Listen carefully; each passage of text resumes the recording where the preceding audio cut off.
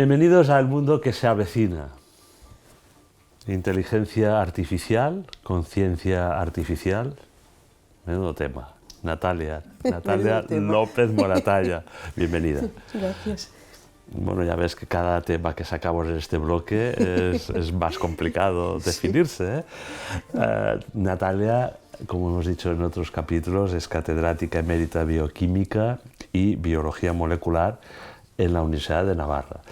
Tiene escrito, bueno, entre otros libros, ¿no?, que ya los mencionamos el primer día, uno que se titula más o menos así, ¿no? Es decir, bueno, hay inteligencia artificial, podemos denominar claramente a la inteligencia artificial como inteligencia y ya no digamos conciencia. Por eso, Natalia, te quiero preguntar, como científica que tratas el cerebro, la mente, ¿no?, ¿qué definición harías de la inteligencia humana de momento?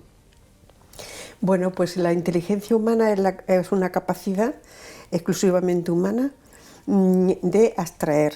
Es decir, no es solamente darse cuenta de, que se pueden dar los animales cuenta de distintas cosas, ¿no?, cuando las tienen presentes, es estar liberado del encierro en esos automatismos del mundo animal y poder abstraer, es decir, poder diferenciar lo general de lo concreto y asociarlo, ¿no?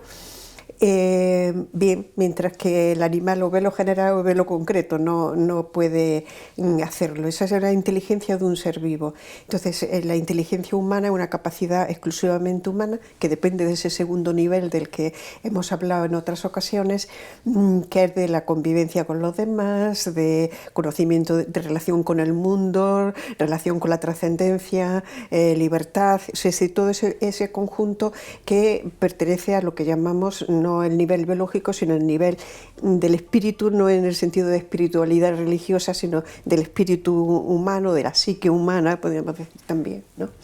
Y hay un dato, es decir, porque somos libres, estamos liberados del encierro, podemos abstraer, sacar lo general de lo concreto y lo concreto de lo general y identificarlos, ¿no? Mientras que una inteligencia artificial es puro cálculo matemático, complejísimo, ¿no? Son algoritmos, son operaciones matemáticas concatenadas unas con otras que llegan a hacer un cálculo matemático de grandes datos, pueden sacar relaciones entre esos datos, pueden aprender en el mismo proceso para incorporar datos nuevos y cambiar esas relaciones, ampliarlas, hacerlas más complejas, etc. Siempre con la finalidad de que le ponga el programador. Van dirigidas a unas operaciones matemáticas complejas que van dirigidas a un fin, a encontrar un fin concreto, ¿no? Claro,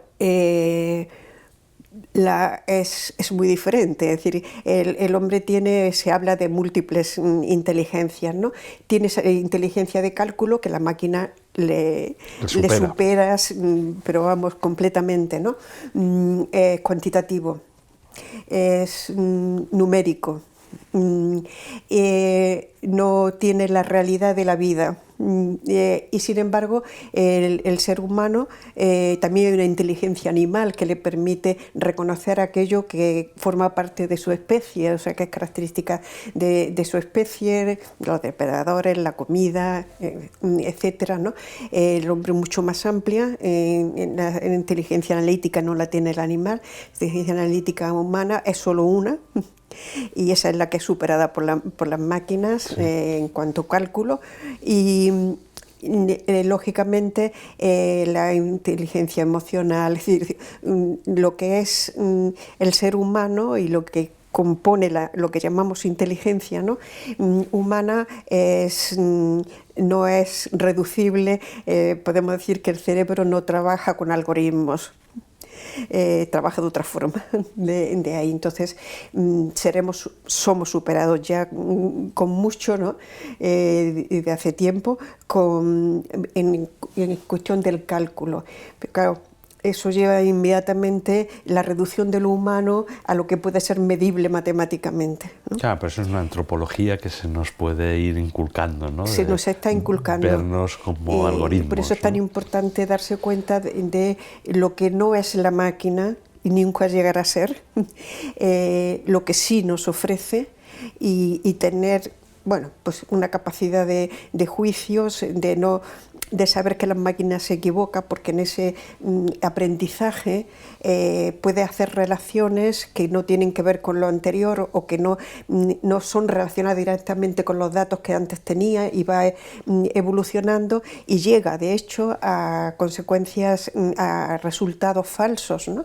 Entonces se nos borra también un poco, o sea, aparte de reducir lo humano a lo cuantitativo calculable, ¿no? por la matemática, pues también perdemos ese sentido fuerte de la verdad y de la búsqueda de la verdad, que es tan significativa en la persona, ¿no? Porque aceptamos noticias falsas, resultados falsos, ¿no?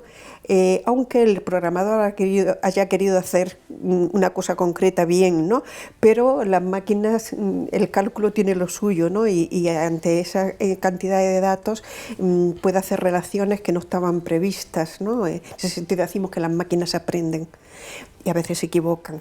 El amor es la verdad, y luego nos va, de alguna forma es como si la máquina pudiera llegar a tener vida o sentimientos humanos o emociones. Bueno, eso podemos hablar largamente. Con la conciencia, la autoconciencia, ¿no? Por lo que dices, no estarías muy de acuerdo en la definición que se puso de moda en su momento de inteligencia artificial. No. Muchos de los expertos en inteligencia artificial dicen que no es una buena opción, fue de marketing, ¿no? Sí, para emular una forma de hablar, una forma para conseguir fondos incluso, ¿no? Decimos, vamos a emular a la inteligencia, al cerebro, a la inteligencia humana, ¿no? Pero a mí me preocupa más esta nueva idea de la inteligencia organoide. Sí. Es decir, no solo esos algoritmos, esas máquinas, digamos, no relacionados con lo orgánico, con lo vivo, con la biología, sino esos otros programas, proyectos, experimentos, ¿no?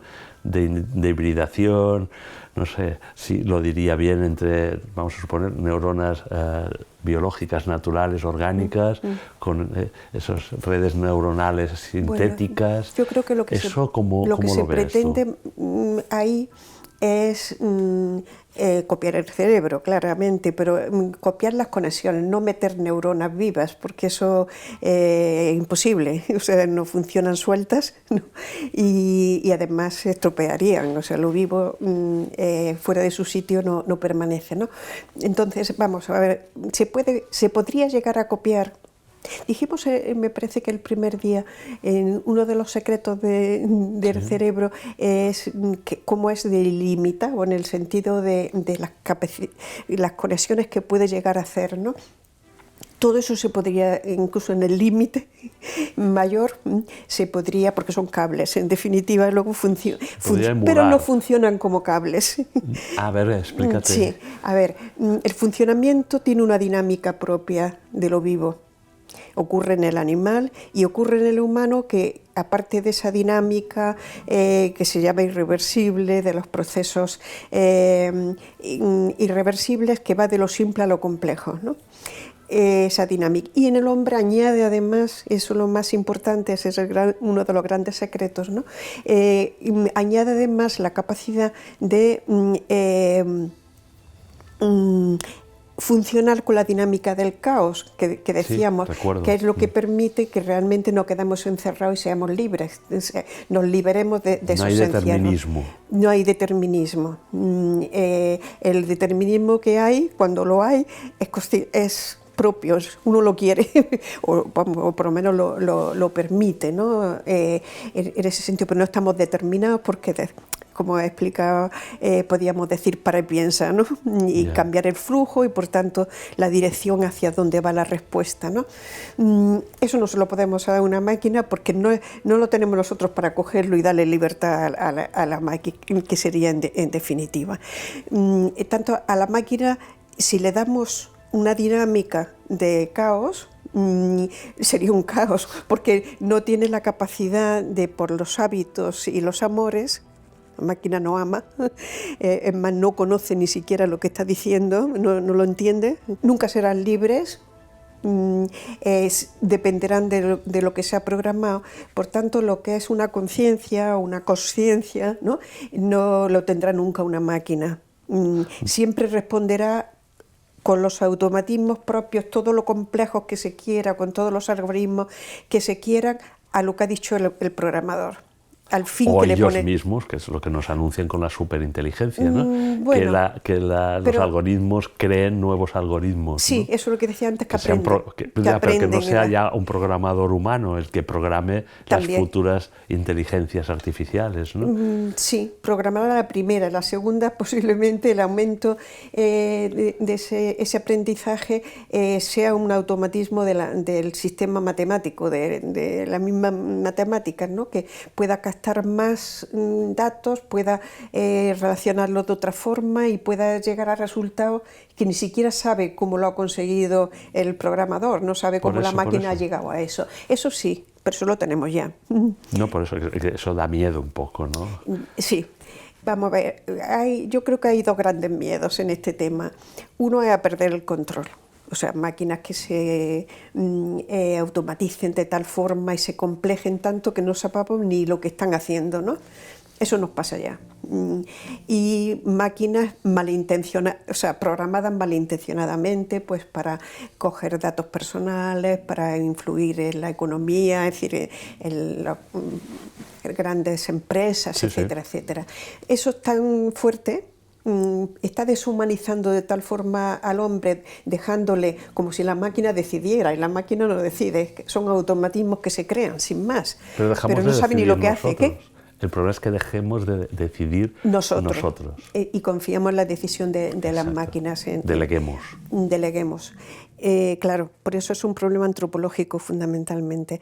Entonces, cuando el Papa, hace unos meses, en junio, el 20 y tantos de junio, estuvo en la reunión del G7 que trataba este tema de la inteligencia artificial. Sí. Y lanzó un discurso impresionantemente bueno, en que lanzó un reto de controlar.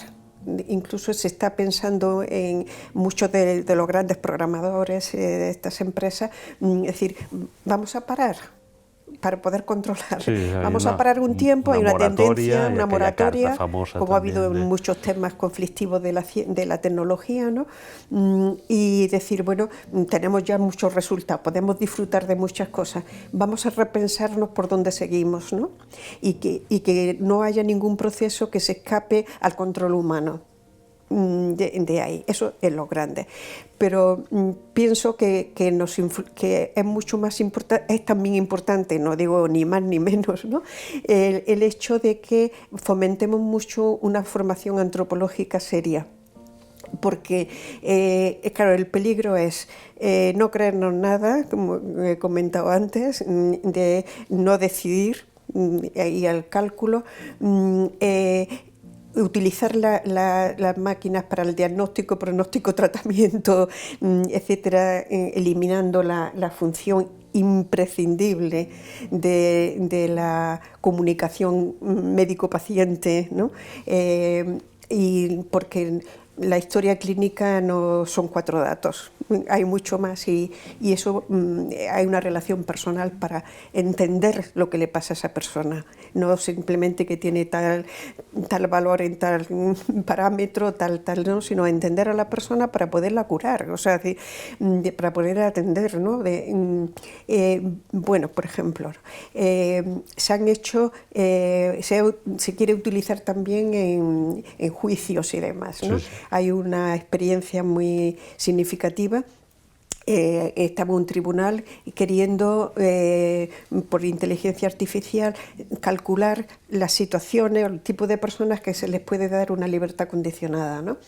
Y resultó que negaba, pasaba a otros o la negaba, y le negaba la libertad condicionada a uno que era de una etnia menos valorada en esa situación, en ese contexto, y que tenía una multa de tráfico. Claro, por una multa de tráfico, que estaba en la cárcel, no le daban la libertad condicionada porque tenía un antecedente. Ya. ¿Qué sabe la máquina lo que es una multa Ya. o lo que es un asesinato? Ya. No la puedes programar en esto, ¿no? Pero todo llegará, Natalia, todo llegará. No, me refiero que todo llega, todo están está ya prácticamente, y... está todo, sí. Pero por eso es tan importante darse cuenta de que el hombre es mucho más que lo que puede definir y establecer una matemática, no es reducible claro. a eso. Pero fíjate que en el título hemos puesto, porque además está en el título de tu libro, conciencia artificial. Antes has distinguido conciencia y consciencia. Sí. Te volvería a pedir la misma definición. Sí. ¿Por qué hay esa diferencia en la conciencia natural del ser humano? Y después entramos en si puede haber algún día una emergencia de conciencia artificial, ¿no? Empezamos por lo humano. ¿Qué es entonces distinto de la inteligencia? La conciencia se refiere a la conciencia ética, a la conciencia moral. Habitualmente. Habitualmente. Tengo la conciencia intranquila, tengo tranquilidad de conciencia, es decir, mi apreciación, mi valoración de lo que he hecho bien o de lo que he hecho mal, eso es la conciencia moral, que tiene que ver con la ley natural. Que es la que nos permite, porque precisamente nos sentimos impresentables cuando hemos hecho algo mal, ¿no? Y pues nos permite conocer racionalmente entonces lo que el corazón nos está diciendo, el órgano de la conciencia, ¿no? Y consciente se refiere más a ser consciente de algo, que no queda reducido a la sin ese, que es el juicio moral. Ser consciente del bien y del mal, ¿no? Pues ser consciente de una persona, de una situación. ¿Un animal es autoconsciente que es delfín? No. No, en cambio una persona sí, que es autoconsciente, que forma parte del género humano. Sí, a ver, el animal tiene una conciencia, no tiene conciencia, lógicamente, moral. Tiene instinto. Tiene instintos y le da la especie, la biología, le da lo que necesita para vivir y multiplicarse y morir, o sea, cumplir sus fines, ¿no? De un ser vivo. El hombre tiene sus propios fines, tiene mucha más complejidad, ¿no? Podemos decir. Entonces, ¿qué ocurre? Que el animal tiene una conciencia en presente, o sea, se da cuenta de que eso es comida, en tanto cuanto es comida para mi especie, por supuesto, en cuanto yo tengo hambre. Si no tengo hambre, no lo veo, ni me doy cuenta. O sea, una conciencia en on, mientras que el hombre la tiene en off. Tiene una conciencia en on y una conciencia en off, es decir, una conciencia que no está asociada y encerrada en el automatismo de esto es comida, esto es hambre, si tengo hambre, ¿cómo? ¿No? Por poner ese ejemplo, o esto es un depredador, lo tengo presente, ¿no? El hombre también, pero tiene también muchas cosas que están fuera del tiempo inmediato, del presente, ¿no? Tiene memoria del pasado, de cosas que no son un tropezar, por eso tropieza 2 veces en la misma piedra que el animal, ¿no? Bueno, tiene una conciencia más allá del presente, del encierro, del automatismo de ese presente, el libre. Estamos todo el rato volviendo al mismo porque es lo esencial, ¿no? Lo más propiamente humano, ¿no? Entonces, la conciencia más amplia es ser consciente de algo, la tenemos en off, podemos tener conciencia de algo presente o de algo pasado, o plantearnos el futuro. Tenemos una memoria intemporal que no tienen los animales, otro de los secretos del cerebro que me dejé en el saco, que es muy impresionante. Nosotros tenemos una memoria que no guarda recuerdos, sino que trae el pasado al presente de una red de conexiones y del presente proyecta el futuro. Entonces uno es consciente de lo que ocurre, de lo que quiere y tal, no sé cuánto, y puede proyectar el futuro. En ese sentido hablamos de conciencia. Y entonces, los que pretenden, hemos visto los que pretendían emular la inteligencia ¿Cómo se lo artificial, das si no es libre? Y en el movimientos como el transhumanismo Sí. y tal, hablan ya de una conciencia artificial. No, eso no es posible. Eso no es posible, según tu Tú le puedes criterio. meter, podemos decir, puedes meter un mandamiento de la ley de Dios, ¿no? Un juicio ético, un algoritmo para juzgar, pero ese, a lo que le programas. En ese sentido, podrías programar una Esa sería máquina la conciencia moral artificial.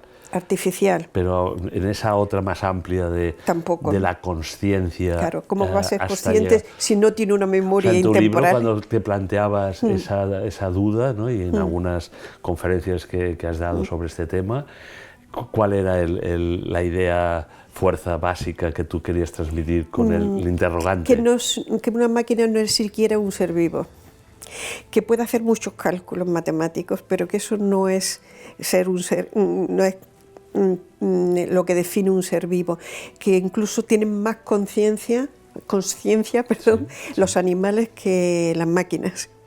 Tienen más porque tienen su propio sí mismo, pertenecen a una especie que tiene unas características que les prepara para la vida, ¿no? En su entorno y en las situaciones propias de la especie, ¿no? Cuanto menos la máquina no alcanzaría en estos terrenos a un ser vivo. Fuera del cálculo, que eso es otra cosa, eso es una máquina, eso es un mecanismo puramente, ¿no? Pero no hay vida. Nunca podrán, les podemos hacer hablar, les podemos hacer que tengan una conversación. No te digo nada que jueguen al ajedrez. ¿Pero pensar? Pensar no, ni sentir. Eso es muy importante. Pero emulan por eso y parece que piensen y parece que nos engañan. Ahí es el peligro, ¿no? Ese es el peligro. Que nos creamos que nosotros somos unas máquinas complejas y que las máquinas nos superan en todo. Me quedo con esa idea, ¿no? Porque yo creo que coincido plenamente contigo, ¿no?